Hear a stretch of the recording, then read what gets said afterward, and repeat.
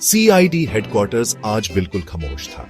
आमतौर पर होने वाला शोर और भाग दौड़ गायब थी और एक अजीब खामोशी छाई हुई थी। ऐसा लग रहा था जैसे खुद बिल्डिंग अपनी सांस रुके हुए है, कुछ होने का इंतजार कर रही है। एजेंट्स जो अक्सर केसेस और पेपरवर्क में बिजी रहते थे, आज खुद को बिल्कुल खाली बैठे पाया। खामोशी बहरा कर देने वाली थी और सबको डिस्टर्ब कर रही थी। एसीपी प्रद्युमन अपनी डेस्क पर बैठे सोच में डूबे हुए अपनी मूछें सहला रहे थे।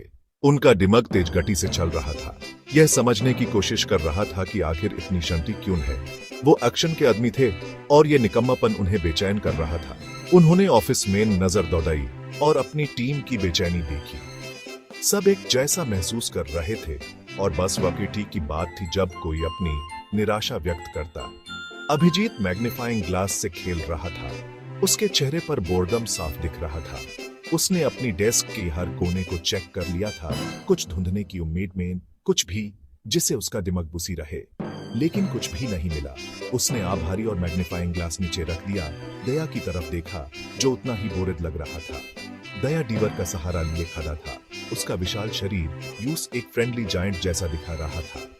वो आमतौर पर एनर्जी से भरा रहता था, हमेशा एक्शन के लिए तैयार, लेकिन आज वो भी खामोशी से प्रभावित लग रहा था।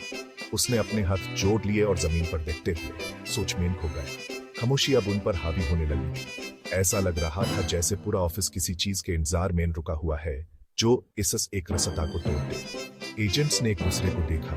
हर कोई ये उम्मीद कर रहा था कि कोई दरवाजे से अंदर आएगा एक नए केस के साथ। हमेशा एनर्जेटिक रहने वाला दया भी आज लो एनर्जी मैन था। वो आमतौर पर सबका मूड ठीक करता था, लेकिन आज वो भी खामोशी से उतना ही परेशान था जितना कि बाकी सब। उसने आभारी और अपने हाथ खोलते हुए दीवर से अलग हुआ। उन्हें एक केस चाहिए था, कोई डिस्ट्रैक्शन, कुछ भी जो इस बुरेपन को खत्म करे। एजेंट्स को आदत थी हर वक्त काम में लगे रहने की, केसेस सॉल्व करने और क्रिमिनल्स को पकड़ने की। यह आलसीपन उनके लिए नई चीज थी और अब उन पर भारी पड़ने लगी। उन्हें कुछ करने की जरूरत थी और वो भी जाने। कुछ तो गड़बड़ है दया। It's to quite. आमतौर पे शोर शराबा वाला ऑफिस आज अजीब तरीके से खामोश है और ये सबको बेचैन कर रहा है। एजेंट शोर और अपने काम के हंगामे के आदी हैं और ये खामोशी परेशान कर रही है। दया ने सहमति में सर हिलाया। वो भी ये महसूस कर सकता था। खामोशी में कुछ अजीब था और वो भी बेचैन हो रहा था। उसने ऑफिस में इधर उधर देखा, कुछ ढूंढने की कोशिश में जो इस शांति का कारण बता सके। सर, लगता है क्रिमिनल्स भी समर वेकेशन पे चले गए हैं। एजेंट्स ने एक दूसरे को देखा। हर कोई ये उम्मीद कर रहा था कि ये बस थोड़े समय के लिए है और वो जल्दी ही वापस अपने बिजी शेड्यूल में ना जाएंगे। लेकिन अभी के लिए वो बस इंतजार कर सकते थे और उम्मीद कर सकते थे कि कुछ ऐसा होगा जो इस खामोशी को तोड़ देगा। बास तभी डॉक्टर सलूम के बड़े खुशी खुशी रूम में आ गए। उनके चेहरे पे एक बड़ी सी स्माइल थी। वो एक बड़ा सा स्टील का डब्बा लाए थे जिसमें से मसालों और ताले हुए दूध की खुशबू आ रही थी। गुड न्यूज सब लोग, मेरे फेवरेट डिटेक्टिव्स के लिए पानी पूरी ट्रीट। रूम का माहौल एकदम खुशनुमा हो गया। एसीपी प्रद्युमन ने भी हल्की सी मुस्कुराहट दिखा दी। दया की आंखें चमक उठी अपना फेवरेट स्ट्रीट फूड देखकर। वाह सालों के सर, एपी टोटल जीत लिया आज। सब लोग टेबल पे जमा हो गए। उनके चेहरे पे एक्साइटमेंट साफ दिख रही थी। डॉक्टर सालुंखे ने सारा सामान लगा दिया। कुरकुरी पूरी, तीखा पानी और मसालेदार आलू का मिक्सचर। देखते हैं सबसे तीखी पानी पूरी कौन खा सकता है। अभिजीत, तुम हमेशा कंपटीशन करते हो, लेकिन याद रखना कुछ चीजें आराम से एंजॉय करने में ही मजा है, जैसे एक अच्छा मिस्ट्री या फिर एक चटपटी पानी पूरी। शुरू हो गया। एक एक करके सब पूरी खा रहे थे। हर निवाले के साथ उनके चेहरे लाल होते जा रहे थे। डॉक्टर सलूंखे मजे ले रहे थे, देख रहे थे ये सब। दया पूरे जोश में एक पूरी मुंह में डाल दी। वो थोड़ा रुके फिर मुस्कुरा दिए। सर, क्रिमिनल्स को पकड़ना इजी है, लेकिन ये पानी पूरी सच्ची चैलेंज है। सब हंस पड़े। एसीपी प्रद्युमन भी दया की बात पर हंसने लगे। कंपटीशन और भी तेज हो गया। अभिजीत जीतने के लिए पूरा तैयार था, लेकिन तीखापन अब उसे ज्यादा लग रहा था। उसके माथे पर पसीने की बूंदें आ रही थी। दूसरी तरफ दया को कुछ फर्क ही नहीं पड़ रहा था। वो ऐसे पानी पूरी खा रहा था जैसे उस मिर्च लगती ही नहीं। दया कैसे कर लेते हो? मेरा तो मुंह जल रहा है। यह सब ट्रेनिंग का कमाल है अभिजीत। दया ने आंख मारी और एक और पूरी मुंह में डाल ली। आखिरकार बस एक पनी पूरी बची। वो धूप में चमक रही थी, मानो उन दो दोस्तों का मजाक उड़ा रही हो जिन्होंने अभी तक तरह तरह के स्वादों का सफर तय किया था। चुनौती आसान थी। सबसे तीखी पनी पूरी कौन खा सकता है, लेकिन अब आखिरी पनी पूरी तक पहुंचते पहुंचते ये काम बहुत मुश्किल लग रहा था। ये सबसे तीखी वाली पनी पूरी थी, हरी चटनी से भरी हुई। ये चटनी लोकल मार्केट में बहुत बदनाम थी। कहते हैं इससे बहादुर की भी हालत खराब हो जाती है। पनी पूरी वाले ने उन्हें चेतावनी दी थी, लेकिन चुनौती का रोमांच इतना ज्यादा था कि वो खुद को रोक नहीं पाए। अभिजीत और दया उसे घूर रहे थे। उनके चेहरों पर दृढ़ता और आशंका का मिला जुला भाव था। वो अब तक आ ही गए थे और कोई भी पीछे हटना नहीं चाहता था। उनके आसपास की भीड़ तनाव को महसूस कर रही थी, फुसफुसा रही थी और इशारा कर रही थी, जिससे दबाव और बढ़ गया। अभिजीत, पक्का ना? दया की आवाज में चिंता थी, लेकिन साथ ही चुनौती का एक संकेत भी। वो अभिजीत की प्रतिस्पर्धी भावना को जानता था, लेकिन ये अलग था। ये सहन शक्ति और इच्छा शक्ति की परीक्षा थी। देखते हैं क्या होता है। अभिजीत की आवाज स्थिर थी, लेकिन अंदर ही अंदर उसे उत्साह और डर का मिलाजुला एहसास हो रहा था। उसे हमेशा अपने मसाले सहने की क्षमता पर गर्व था, लेकिन ये एकदम नया अनुभव था।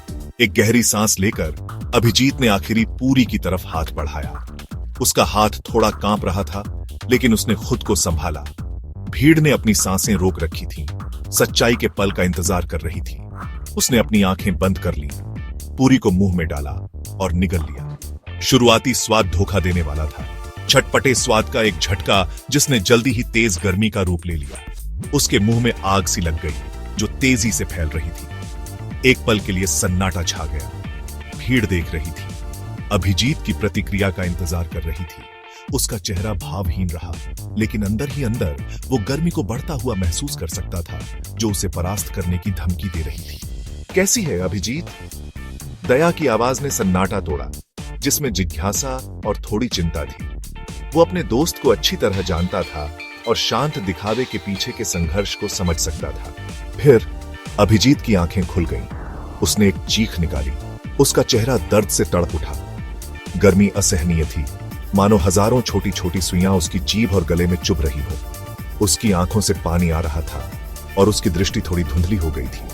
वो अपने हाथों से मुंह हिला रहा था, बेसब्री से पानी ढूंढ रहा था। भीड़ हंसी और तालियों से गूंज उठी। कुछ लोग उसे पानी दे रहे थे, तो कुछ बस तमाशा देख रहे थे। अभिजीत का अभिमान दांव पर था, लेकिन उस समय वो बस अपने मुंह की आग बुझाने के बारे में सोच सकता था। पानी, मुझे पानी चाहिए। उसकी आवाज कर्कश थी, भीड़ के शोर में मुश्किल से सुनाई दे रही थी। दया ने जल्दी से उसे एक बोतल दी और अभिजीत ने उसे गटक लिया। ठंडे पानी को जलन को शांत करते हुए महसूस किया। चुनौती खत्म हो गई थी, लेकिन उस तीखी पनी पूरी की याद हमेशा उसके साथ रहेगी। जैसे ही दया जीतने ही वाला था, एक फोन की तेज रिंगिंग से हवा में सन्नाटा छा गया। हल्का फुल्का माहौल गायब हो गया और उसकी जगह एक जानी पहचानी इमरजेंसी आ गई। सबकी निगाहें डॉक्टर सलूंखे पर गईं, जिनका फोन लगातार बज रहा था। डॉक्टर सलूंखे, क्या बात है? उनके जवाब का इंतजार करते हुए कमरे पर एक साया छा गया। खाने की टेबल पर बची हुई पानी पूरी उनकी अधूरी पार्टी की याद दिला रही थी। डॉक्टर सलूंखे ने फोन उठाया। उनका चेहरा गंभीर होता गया। Doctor Salunkhe, hello? हाँ, मैं डॉक्टर सलूंखे बोल रहा हूं। क्या आप पक्का कह रहे हैं? उनकी आवाज धीमी और गंभीर थी। बाकी लोग बेचैनी से एक दूसरे को देखने लगे। डॉक्टर सलूंखे को जो भी खबर मिली थी वो अच्छी नहीं थी। कत्ल? एसीपी प्रद्युमन ने पूछा। उनकी आवाज तेज और सतर्क थी। डॉक्टर सलूंखे, जी सर, एक बड़ा बिजनेसमैन अपने ऑफिस में मरा हुआ पाया गया। खबर हवा में लटकी हुई थी, भारी और उदास। ये ऐसी खबर थी जो दिन का, हफ्ते का या जिंदगी का भी रुख बदल सकती थी। जिम्मेदारी का बोझ उनके कंधों पर आ गया। एक जाना पहचाना लेकिन हमेशा डरावना एहसास। उनकी हंसी और दोस्ताना बातचीत की गूंज अभी भी सुनाई दे रही थी, जो इस गंभीर स्थिति से बिल्कुल अलग थी। कुछ पल पहले ही वो जिंदगी की छोटी छोटी खुशियों में डूबे हुए थे। कहानियां बांट रहे थे और स्ट्रीट फूड का मजा ले रहे थे। अब वो पल एक दूर की याद लग रहे थे। चहल पहल वाला बाजार जो कभी गतिविधियों से भरा रहता था अब भयानक रूप से शांत लग रहा था। ड्यूटी बुला रही थी और बेफिक्री से ध्यान केंद्रित करने का बदलाव लगभग तुरंत हो गया। वो जवाब देने के लिए तैयार थे जैसे वो हमेशा रहते थे। टीम सटीकता से आगे बढ़ी। हर सदस्य अपनी भूमिका और अपने मिशन के महत्व को जानता था। उनके बीच की दोस्ती विश्वास और साथ काम करने के अनगिनत घंटों पर बनी थी। दया, अभिजीत, हमारे पास एक केस है। आवाज में जरूरत साफ थी और उस पर तुरंत कार्रवाई की गई। जब जाने दांव पर लग सकती हैं तो समय बर्बाद करने का कोई मतलब नहीं था। और इसी के साथ वो चले गए, तेजी से और उद्देश्यपूर्ण ढंग से। मुख्यालय जो कभी गतिविधियों की गूंज से भरा रहता था अब शांत खड़ा था क्योंकि टीम अपने मिशन पर निकल चुकी थी। वो अधूरी पानी पूरी पीछे छोड़ गए। उस जिंदगी की निशानी जिसे उन्होंने कुछ पल के लिए रोका था। खाना जो कभी खुशी का स्रोत था अब छोड़ा हुआ था, ठीक उसी तरह जैसे सामान्यता के वो क्षण भंगुर पल जिन्हें उन्हें अक्सर कुर्बान करना पड़ता था। एक सामान्य दिन का छोटा सा आराम खत्म हो गया था। बाजार जो अब उनकी मौजूदगी से खाली था अपनी लय में चलता रहा, उस मिशन की गंभीरता से अनजान जिस पर टीम थी। सामान्य और असाधारण के बीच का अंतर बहुत ज्यादा था। एक सीआईडी अफसर की जिंदगी अपराध और जांच पड़ताल का एक अंतहीन चक्र थी, न्याय की एक अथक खोज। हर केस नई चुनौतियां सुलझाने के लिए, नए रहस्य और सामना करने के लिए नए खतरे लेकर आता था, और वो इसे किसी और तरह से नहीं चाहते थे। उनका समर्पण अटूट था, उनका संकल्प अडिग। उनके लिए ड्यूटी सिर्फ एक कॉल नहीं थी, यह जीवन जीने का एक तरीका था, रक्षा करने और सेवा करने की प्रतिबद्धता, चाहे कोई भी कीमत क्यों न चुकानी पड़े।